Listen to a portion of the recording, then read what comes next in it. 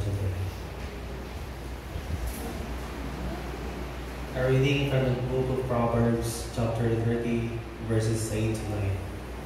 It says, "Keep falsehood and lies from me. Give me neither poverty nor riches, but give me only my daily bread. Otherwise, I may have too much and disown you and say, Who is the Lord? Or I may come forth and steal, and so dishonor the name of my God." Amen. And now let's have our preacher for the day. This is Sherlita Villar, entitled, Not Too Much, Not Too Little. May title po natin, titled, Not Too Much, Not Too Little. Okay. Masantos na kawasan, DYMC. Bayagya, singata kayo akiba. Diba? Parang ilang Sundays din po na hindi po ako naka-attend. Gawa ng bakasyon. But nice to see you all. Marakabya, ano yung kakilala mo. Si Rai Ins.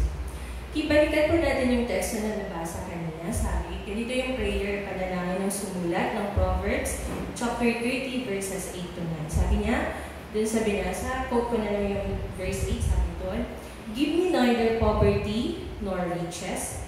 Give me just enough to satisfy my needs. For if I grow rich, I may deny you and say, Who is the Lord?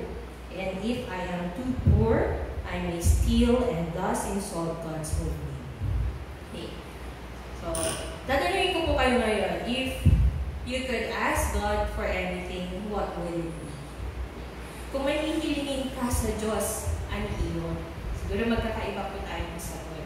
Depende siguro sa kailangan, pangangailangan. Pero maaaring sa ilan na tao, they would say, Lord, make me rich. Marami siguro, gabay ko, mayaman na. Gabay ko, kung dalaman, I become successful. Or, gabay ko, maging maganggana para sa kanan ng daan, na. Even, gabay ko siya, may isang kagwapo, nadadaka ko sa magkakaiba po tayo ng but most probably, yung iba, they would ask, Lord, make me rich. Okay?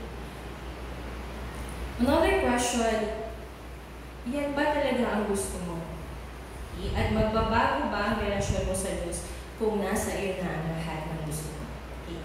Pero kung titignan natin, iba po ang hiling sumulat ng Proverbs. Sabi niya, God, huwag mo akong payamanin. Huwag mo akong hayaan maging mahirap, sapat na pagkain lamang ang ibigay mo sa akin. Yun po yung prayer nung sa Proverbs. Kakaiba, but actually, super wise po yung prayer niya. Okay.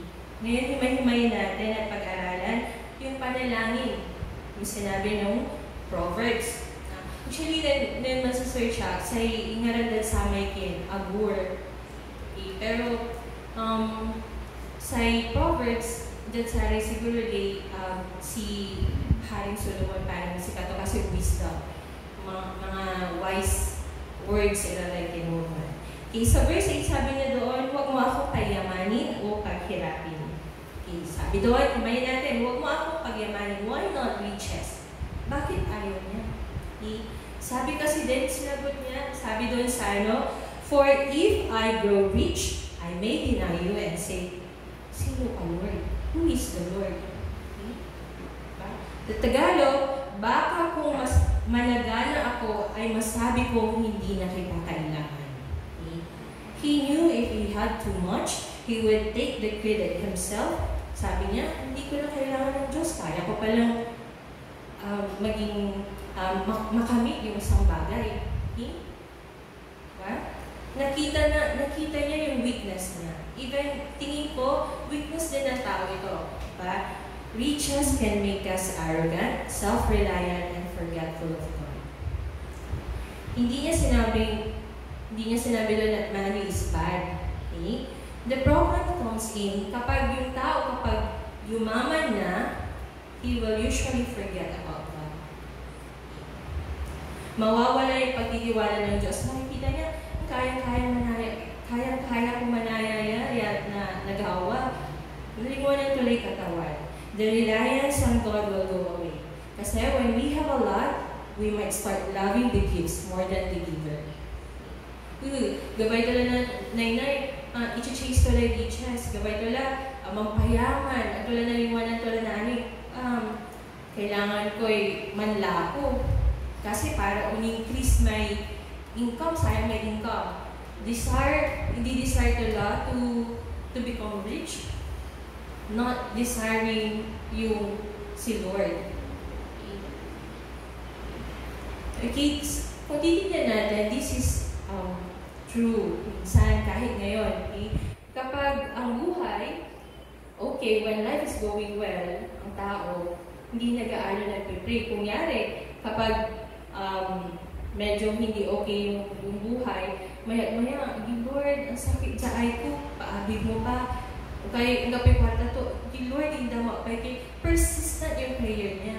Halos siguro 3 times a day mamakan or wala ni merienda, ganun din ang prayer niya. Okay.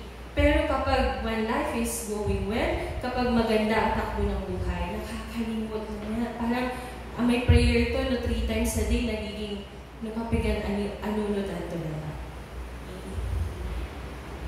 So, riches can lead to pride. Kapag sagana tayo, maaari tayo maging mapagmataas, at kung hindi tayo mag-iingat, we might lose our dependence on God. So, yun yung una niya. Pangalawa, kapag isang paghihimay din, sabi niya doon, huwag mo akong pagyamanin. Tapos, sinabi niya, huwag mo akong paghirapin. Why not poverty? Okay? Kasi sumagot din siya. Sabi doon, and if I am too poor, I may steal, and thus insult God's holy name. Sa kabilang banda, kapag ang isang tao, kapag dumadaan sa kahirapan, maaari itong matukso at makagawa ng mga bagay na mali.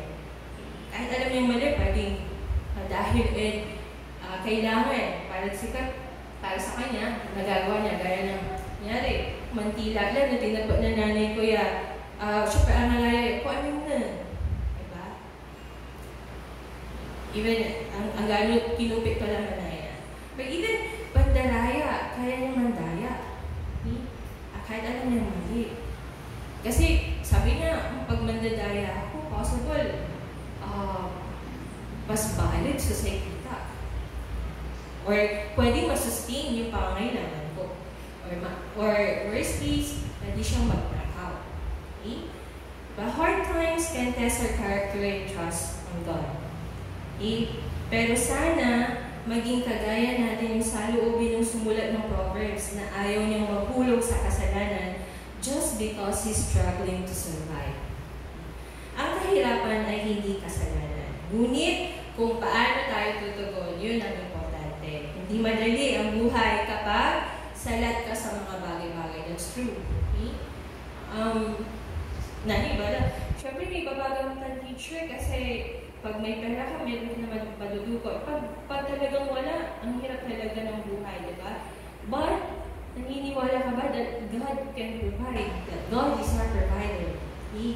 Kaya instead of trying to handle everything ourselves, we need to trust God to provide for us.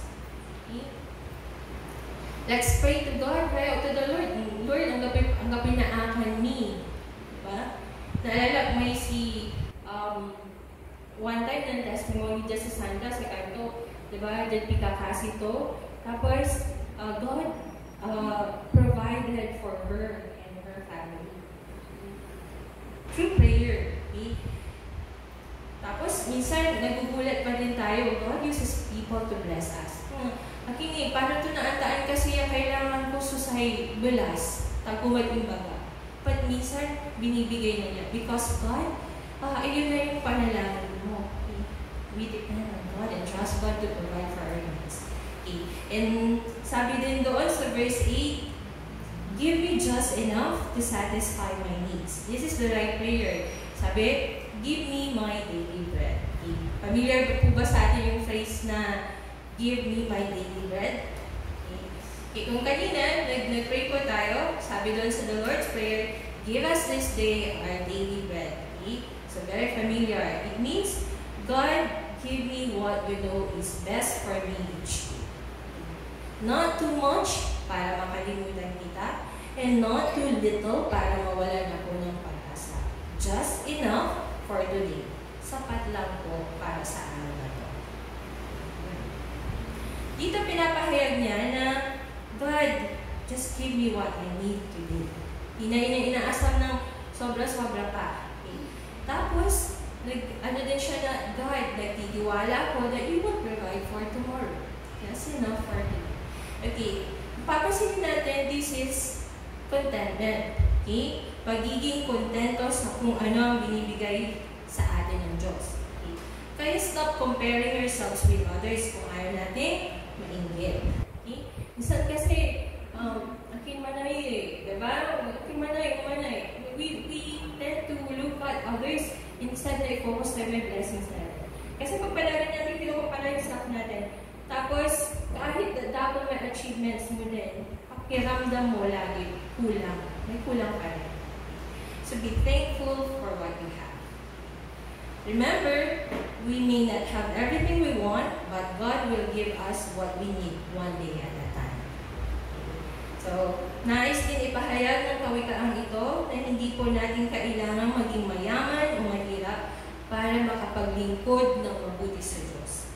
Rather, we should have a balanced life, finding contentment in God alone. Therefore, let us ask God to teach us to be content, avoiding pride when we have plenty, trusting God when we're in need, and walking closely with Jesus Christ each day, the one who gives us eternal life. To God be the glory. Have a blessed Sunday. Isang mapagpalang araw sa ating lahat. Bago ko pala ang lahat, ako po ay isang Katoliko na nag-church po sa Our Lady of Basilica of Manaoag. Na kahit hindi naman po nakaka-church every Sunday, ang ginagawa ko na lang po, dahil nasa field po ako, dahil nasa field po ang aking trabaho, ay dumadaan muna ako sa church na Katoliko kahit ilang minuto lamang po. Kasi nung bata pa po ako, yung nagbabakasyon po ako sa lola ko, talagang walang linggo na hindi po kami nag-church ng lola ko.